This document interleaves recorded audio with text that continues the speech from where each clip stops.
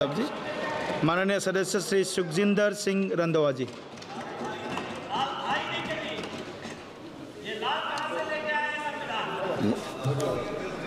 Thank you सभापति जी कि आपने मेरे को संविधान के ऊपर बोलने का टाइम दिया। मैं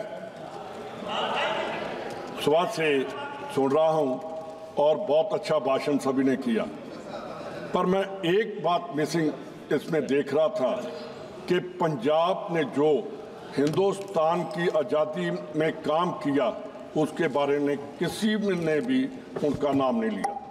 मेरे को याद है कि सबसे पहले महाराजा रणजीत सिंह महाराजा बने और एक स्टेट थी जहां अंग्रेजों ने कब्जा नहीं किया, उस राजा के साथ संधि की।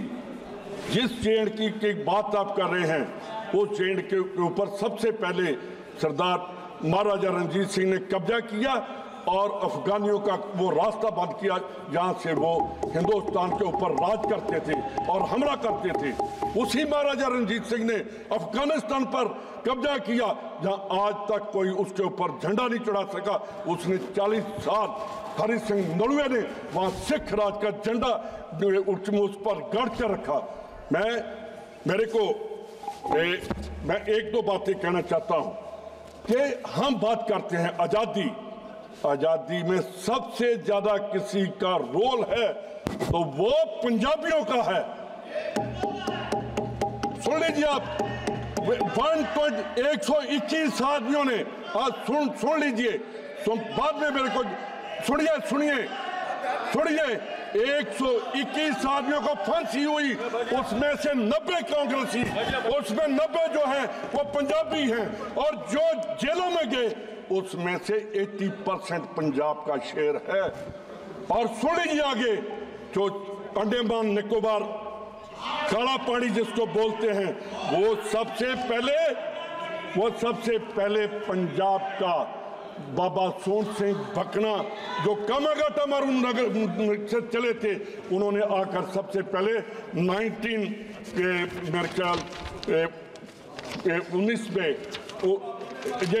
1914 में वहाँ वो गए थे और 6 साल उसको तसीहत दिए गए। सभापति जी, आप तो पंजाब की समझते हैं, उसको दिया और 6 साल के बाद उनकी शहादत, वहां पहली शहादत कालापानी की बाबा सोन सिंह भकना की थी। मैंने जब सुना कि सेकुलरिज्म की बात करते हैं, जिन्होंने आजादी के लिए अपना बलिदान दिया वो सेकुलर थे।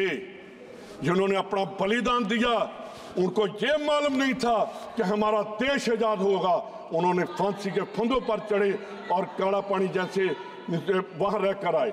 मेरे को आज भी याद है कि वहां जब जेल नहीं बनी थी, वहां तसीहत देने के लिए 4x8 का पिंजरा हुआ करता था, जो देशभक्तों को उसमें बंद करके और वो खड़े हो सकते थे या बैठ सकते थे, वो वहां शहादत उनकी हो जाती थी। और जो सेलुलर जेल है वो जेल नहीं, वो तसिया घर था अंग्रेजों का। मैं कामाघाटा मारू जो जहाज चला बाबा सोन सिंह भकना के बाद, उसी जहाज में शहीद उधम सिंह थे, सरदार उधम सिंह। उन्होंने वहां से निकलकर जलियांवाले बाग का बदला लिया अंग्रेजों से। कहाँ हम उनको याद तो करते हैं, कहाँ है वो हमारे शहीद, कहाँ है जो सरदार भगत सिंह यानी जैल सिंह जब चीफ मिनिस्टर बने 72 में, उन्होंने सबसे पहले उसकी माता को कहा तू भगत सिंह की माता नहीं, तू पूरे पंजाब की माता है, और उसको पंजाब माता का खिताब दिया गया, पूरे देश की माता है। उन्हें उस टाइम उन्होंने कहा कि तू पंजाब माता है। आपने बात की कि जलियांवाला बाग का मैसेकर हुआ, उसमें पूरे पंजाब ने पूरे हिंदुस्तान को हिला कर रख दिया, पूरी दुनिया हिल गई कि अंग्रेजों ने कैसे तशद्दुद किया, एक गली में गोलियां चलाकर कितने लोगों को शहीद कर दिया। जलियांवाला बाग के बाद गदर पार्टी उठी, गदर पार्टी ने अंग्रेजों का मुंह मोड़ दिया। साथ ही करतार सिंह सराभा, शहीद उधम सिंह, मदन लाल ढींगरा और सरदार भगत सिंह जैसे लोगों को कोई हिंदुस्तानी पूरा वर्ल्ड याद करता है। एक आदमी जो शहीद हुआ सरदार भगत सिंह, 23 साल में, आज भी उसको नौजवान शहीद कहते हैं और हमें गर्व है कि उसने अंग्रेजों की ई नहीं मानी। पंजाब में इतने, आप कभी किसी भी जिले में चले जाओ, जहां उनकी जाकर हम जब फोटो देखते हैं हमें फख्र होता है कि इन लोगों की वजह से हम आज हिंदुस्तान में सांस ले रहे हैं और आज़ादी का आनंद मान रहे हैं। तो एक बात मैं और कहना चाहता हूं कि जब जैतों का मोर्चा लगा गुरुद्वारे का, सबसे पहले मोर्चा लगा ननकाना साहब का 1921 पे, वहां मेरे गांव के शहीद हुए सरदार लक्ष्मण सिंह धारोवाड़ी, 121 या 22 आदमियों को जिंदा जला दिया गया और मेरे गांव के उस बुजुर्ग को भी दरख्त के साथ, पेड़ के साथ बांध कर जिंदा जला दिया। उसके बाद ये आज़ादी की लहर और प्रचंड हुई। तो उसमें जब जैतों का मोर्चा लगा तो वहाँ सरदार पंडित जवाहरलाल नेहरू ने जाकर उस गुरुद्वारे में जाकर पंजाबियों की तरफ से गिरफ्तारी दी और वहाँ जेल में रहे। उसके बाद गुरु के बाग का मोर्चा लगा, चाबियों का मोर्चा बोलते हैं उसे, कि वो लगा तो महात्मा गांधी ने उस टाइम टेलीग्राम थी, जिस उस मोर्चे को हमने अंग्रेजों से वापस लिया गुरुद्वारों को, तो महात्मा गांधी की टेलीग्राम गई सिख लीडरों को कि हमने आज़ादी की पहली लड़ाई आज जीत ली है। तो आप कहना क्या चाहते हैं? मैं तो इस जांच सुनकर गुस्सा मत करना यार, इस पार्लियामेंट में आकर जो हमारे सेकुलर स्टेट का हमने संविधान में लिखा कि हम सेकुलर स्टेट हैं, कोई कहता है, कोई अपनी स्टेट का नारा लगाता है, जहां तो देश का नारा लगाना चाहिए, देश मजबूत होगा तो हम मजबूत होंगे, फिर कोई नहीं देख सकता हमारी तरफ। तो आपने बात की, मैं बॉर्डर का रहने वाला हूं, मेरा अपना गांव सेकंड डिफेंस लाइन पर है, 5 किलोमीटर पर मैं पाकिस्तान से बैठ रहा हूं। हम कहते हैं घुसकर मारेंगे, उनके ड्रोन हर रोज घुसकर वहां नजायज असला, नजायज ड्रग वहां गिर कर जाते हैं, उसके बारे में कभी सरकार ने नहीं कहा। वहां पाकिस्तान थ्रू पंजाब प्रॉक्सी वार लड़ रहा है, हमारा उसके ऊपर कोई ध्यान नहीं है कि उस दुश्मन को कैसे उसको जवाब देना है। जहां बात तो वो होनी चाहिए, कोई कहता है कि क्या हो गया, कोई कहते हैं ऐसे हो गया। मैं एक बात पूछना चाहता हूं कि 47 का अगर सबसे ज्यादा किसी का नुकसान हुआ तो वो हमारा हुआ, पंजाब का हुआ। वहां से कटी हुई ट्रेन आती थी पाकिस्तान से, और जो डेरा बाबा नानक रेलवे स्टेशन है वो खून से भरा हुआ था। वहां पूरे की पूरी ट्रेन, एक नहीं 5 ट्रेन जो है वहां पहुंची। तो अगर बारिश और तूफान ना आता तो वहां और बीमारियां फैल जाती। सभी दरिया रावी में वो जो डेड बॉडीज थी वो बहकर चली गई। उसके बाद 65 आया, वहां फिर हिंदुस्तान ने जीत प्राप्त की और नारा दिया लाल बहादुर शास्त्री ने, जय जवान जय किसान का। आज जवान भी खत्म हो गया, किसान भी हमने खत्म कर दिया। 71 की वार आई, फिर लड़ाई हुई, इंदिरा गांधी ने पाकिस्तान के 2 टुकड़े कर दिए। उसके बाद उनकी जरूरत नहीं हुई पंजाब हिंदुस्तान के साथ लड़ाई करने। तो हम कहते किया क्या इन सालों में? या पंजाब के जब अनाज नहीं था हिंदुस्तान में तो पंडित जवाहरलाल नेहरू ने और सरदार प्रताप सिंह कैरो ने वहां एग्रीकल्चर यूनिवर्सिटी दी, भाखड़ा डैम दिया।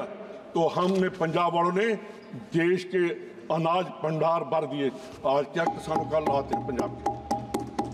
उनको हम देशद्रोही समझ रहे हैं, वो बॉर्डर पर बैठे हैं, उनको देश की राजधानी में नहीं आने दिया जा रहा।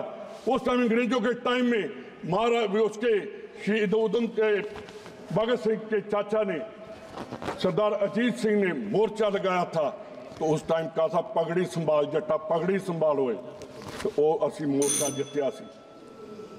अंग्रेजों ने घुटने टेक ले सी अगे किसानों के। अज साडा किसान इत्थे आउण लई बैठा कि सानू दिल्ली च वड़न दिओ, तो उन्होंने क्या कि इन्होंने कहा था इतने लोग नहीं आएंगे, उन्होंने कहा कि हम 100 आदमी पैदल भेज देंगे, उनको नहीं आने दिया जा रहा। हमारा नुकसान भी, पानी हमारा खराब हो गया, जमीन हमारी खराब होगी, तो हमें मिला क्या? मैं एक बात ही कहकर मैंने वाइंड अप ही करना है। हमारे 1872 में नॉन कोऑपरेशन मूवमेंट नामदारी बाबा से सतगुरु राम सिंह जी उन्होंने शुरू की। मलेरकोटड़ा में आप सभी को पता है, अब मैंने उनसे कहा आपसे टाइम नहीं मांग रहा, शेखावत जी आप पंजाब के प्रभारी रहे, थोड़ी हिस्ट्री सुन लीजिए।